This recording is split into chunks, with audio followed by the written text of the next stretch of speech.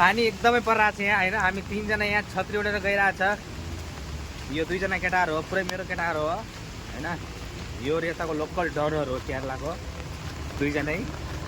अहिले चाहिँ हामीहरू कहाँ गइरहेको भनेपछि हामीहरू अहिले अब रोजको रोटीको लागि हामीहरू गइरहेको होइन। हेर्न सक्नुहुन्छ छाताभित्र बसेर। पानी फेरि एकदमै छ यी यस्तो छ पानी यता। गाडी पनि आइरहेको छ। ए रोक रे बेटा आराम से। ये तो पुष्पा का ट्रक है। पुष्पराज झुकेगा नहीं साला बोल्ने उसी का ट्रक है। यस्तो छ यतातिर फिलहाल। हामी 3 जना गइरहेको छ। पुरै पानी परिसक्यो। अब के गर्नु अब हामीले भिज्दा एउटा छाता लिएर आएको। यो छाता पनि हावा आएर उड्छ त माथितिर के भएको। यहाँ यतातिर फुलहरू छ यस्तो छ। फुल फुल्यो।